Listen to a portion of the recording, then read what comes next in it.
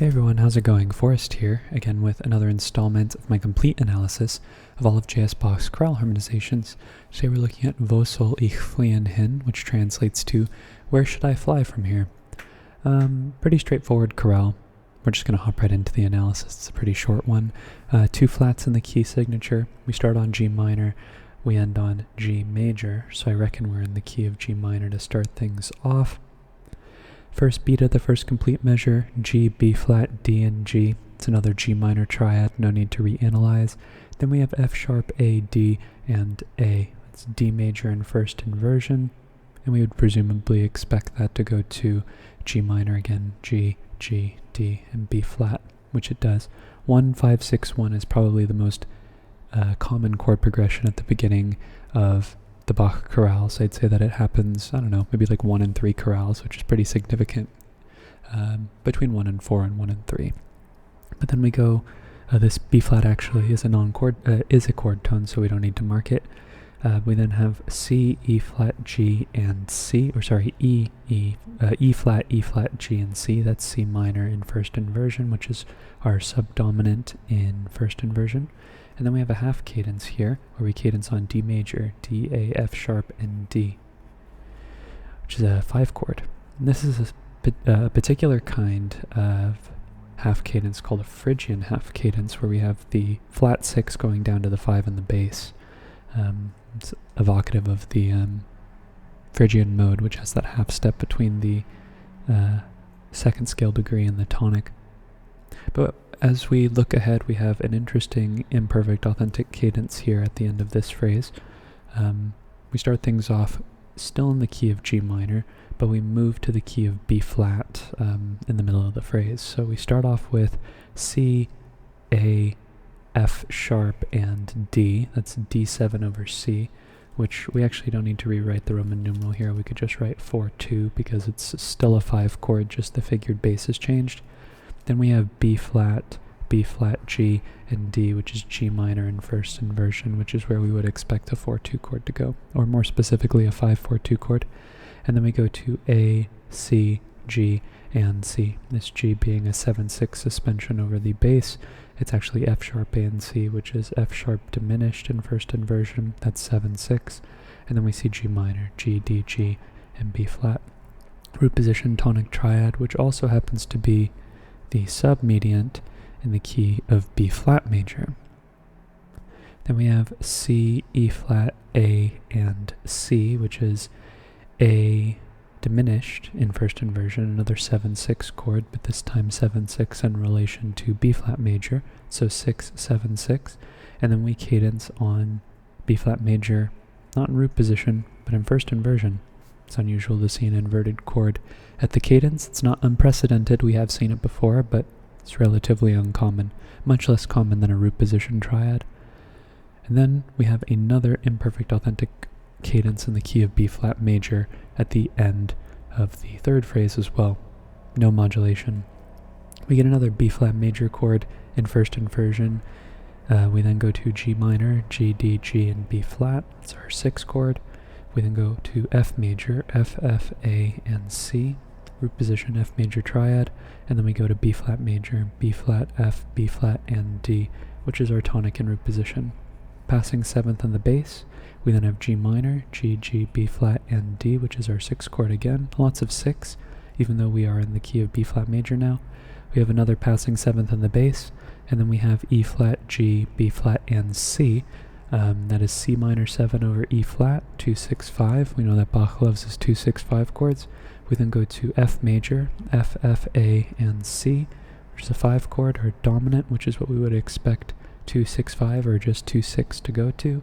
And then that goes to B flat major in root position, B flat, F, B flat, and D. And it's imperfect authentic, just like the previous phrase. Well, actually, we'll talk about the previous phrase first. This is imperfect authentic because the melody doesn't have the tonic in it, even though it's root position. This sounds like an imperfect authentic cadence, even though the melody has the tonic in it. It's an inverted triad, and all the triads involved, or the cadential triad, the final triad, has to be in root position for it to be perfect authentic. So we kind of have two sides of the same coin here. This definitely sounds imperfect authentic because the bass doesn't resolve the way we would expect it to, or it does, it's just not in a cadential context. But as we get further along in the chorale, the fourth phrase ends in a perfect authentic cadence in the key of B flat. But this F sharp right here kind of makes you think that we're moving to the key of G minor, but we're not. This is actually just a secondary dominant. We have D major over F sharp, D, A, and D. It's 5/6 of 6, because D is the dominant of G, and G is our 6. And then we go to G minor, G, D, G, and B flat, which is our 6th chord. We leap up an octave in the bass, and then we have F, F, A, and C. Another 5 chord in the key of B flat major, passing 7th in the bass, passing tone in the alto, and then we get D, B flat, F, and D, which is our tonic B flat major in first inversion, passing tone in the bass before we get B flat, F, and D, just taking that same B flat triad and voicing it in root position. We could also say that this figure right here revisits the idea of a first inversion chord if we take a look at this D right here, so we could just put that in parentheses as well. Doesn't really enrich the chord progression, but doesn't hurt writing it down as well. We then have E flat, B flat, G, and C, which is another C minor 7 chord over E flat. Bach loves his 2-6-5 chords. This C right here, unlike this right here, because this is a 7th chord, we would get an incomplete 7th chord, and especially with 7th chords where the triad, the foundational triad that the 7th chord is built on is minor. If it's missing a third, I tend to not mark it. I know some of my older videos I might have marked it just in passing, but I try to be consistent in the fact that if the 7th chord is incomplete as a result of a passing tone or some type of embellishing tone off of the harmonic rhythm, I won't analyze it, I'll just talk about it. But then we have F, A, F, and C, which is another root position 5 chord, F major, and then we cadence on B flat major, B flat, D, F, and B flat. We're going into the penultimate phrase here. We have an interesting cadence here. I'm calling it a half cadence in the key of B flat major, but you could also call it an imperfect authentic cadence in the key of F major as well, but it sounds more like a half cadence to me, even though we have E naturals throughout. Start things off with a B flat major triad, B flat, F, B flat, and D. We then go to F major, A, F, C, and F. So another 1-5-6-1 chord progression. This is F major over A, which is our dominant in first inversion. Then we have B flat, F, B flat, and D, which is a root position triad with a passing tone in the tenor. We then have F sharp, A, and D, which is D major over F sharp. This is another secondary dominant. This would be the dominant of G minor, 5/6 of 6. This A is a chord tone, just leaps down in the tenor an octave before we get G minor, G, B flat, G, and D, which is our 6th chord. We then have E natural, E, B flat, G, and C, which is C7 over E flat. That would be 5/6-5 of 5, as C7 is the dominant of F, which is our 5. We then get C, F, C, A, F, and C, which is a second inversion F major triad, which is 5/6-4. And then when we look at these neighbor tones we get in the inner voices here, we have C, G, E, and C, which is 5 of 5. Before we cadence on F major, F, A, F, and C, which is 5. I know that this looks like we should be analyzing in the key of F here, which I will offer that analysis here. If we start the F major analysis here, this G minor chord is 2. This C7 over E is 5/6-5. This F over C is 1/6-4. This C chord is 5. And then we have F major, which is 1. You can have a 5 chord there as well.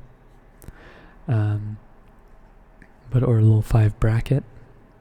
Which is interesting because it looks a lot better in the key of F, but it sounds like a half cadence. It sounds like this C wants to resolve down to B flat. It does not sound like it wants to resolve up to F, to me at least. If it sounds that way to you, that's totally fine. Analyze it that way. I'll just acknowledge the fact that both of these analyses I think are technically correct. Regardless, we do move to the key of G minor in anticipation for our last phrase, which is in the key of G minor pretty much from the start. We have E flat, G, E flat, G, G, and C, which is C minor. So we have this close dichotomy of C major and C minor. So C minor would be 2-6 in this configuration because the third of the chord is in the bass, therefore it's in first inversion. And I think this is 4-6 as well in the key of G minor. C minor is also the subdominant in the key of G. We then have D, A, F sharp, and D, which is a root position 5 chord, which is looking good because we're going from 4-6 to 5, passing 7th in the bass. We then have B flat, D, F, and C, which is interesting because this B flat is, we would expect the bass to resolve the B flat, which it does, but we would expect to get G minor on the next beat, but instead he prolongs it. This B flat's actually part of a double passing tone. It's actually this A, that's the chord tone, A, D, F sharp, and C, which is turning the D chord into a D7 chord over A, which would be second inversion. So we could just change the figured bass to reflect that with the 4-3. And then we have G minor, G, D, G, and B flat, which is our root position tonic triad. This F is a 7th, so he jumps up a 7th rather than continuing down stepwise. Then we get E flat, C, G, and C, which is C minor over E flat. That's another 4-6 chord with some passing tones going on in 3 of the voices, the lower voices and the melody. Before we get C, E flat, G, and A, which is A minor 7 flat 5 over C.